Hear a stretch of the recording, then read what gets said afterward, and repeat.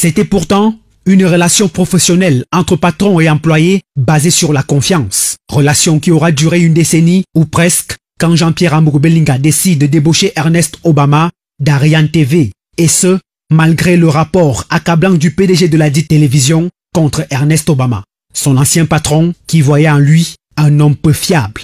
Jean-Pierre Amougou Belinga va donc malgré ce rapport donner la chance à ces derniers. Aussitôt arrivé à Vision 4, il gravit tous les échelons. Chef d'édition, rédacteur en chef adjoint, rédacteur en chef, directeur de l'information, puis devient en 2015 le tout premier journaliste nommé directeur général à Vision 4. À partir de ce moment, le PDG du groupe L'Anecdote placera toute sa confiance en celui qu'il considérait comme sa propre progéniture. Il le présente à de nombreuses hautes personnalités et même à certains chefs d'État. Il est régulièrement entre deux avions avec le PDG du groupe L'Anecdote et voyage même presque seul parfois en jet privé pour régler certaines affaires. Bref, Ernest Obama, et tout le monde le sait au groupe L'Anecdote, était considéré comme l'enfant chéri de Jean-Pierre Amougou Belinga. Sauf que l'enfant chéri voyait plus gros que le monde. Il va profiter de la confiance placée en lui pour faire des coups bas à son patron.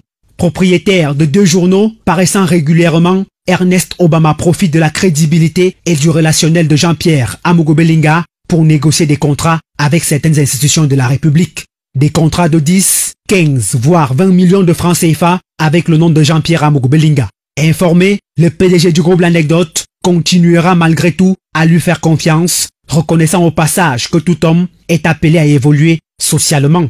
Par ailleurs, durant ces 4 ans, à la tête de Vision 4, le jeune loup aux dents longues aura traîné beaucoup de casseroles.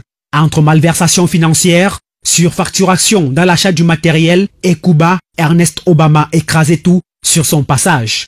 On lui reproche des détournements de plus de 100 millions de francs CFA. Une fois de plus, le PDG du groupe L'Anecdote, malgré quelques rappels à l'ordre, continuera à lui faire confiance.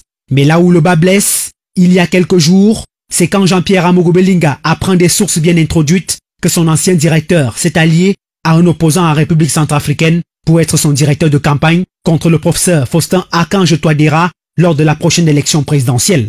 Et pour masquer cette ambition, l'ancien directeur des rédactions du journal L'Anecdote va subtilement publier cette affiche qui annonçait l'apparition d'un livre sur les activités humanitaires de Paul Biya. Lequel livre est préfacé par le président centrafricain et postfacé par Samuel Vondo Ayolo, directeur de cabinet civil à la présidence de la République. Lesquelles personnalités qui, aux dernières nouvelles, ne sont associées à ce livre. Ajoutez à cela la publication des documents et informations confidentielles appartenant au groupe L'Anecdote. L'accumulation de tous ces faits va finalement faire sortir Jean-Pierre Amougou Belinga de ses gonds.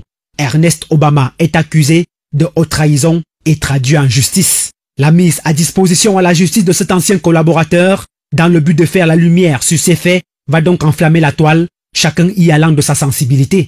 Jean-Pierre Amougou Belinga est mangé à toutes les sauces après avoir sorti un fils de l'abîme pour le hisser au sommet. Un fils qui pourtant va finir par le mordre. Est-ce devenu un péché que le PDG du groupe L'Anecdote, travailleur et sociable, ait décidé que la jeunesse occupe le centre de son magistère, tant dans ses entreprises que dans son cercle relationnel le plus stratégique de la République.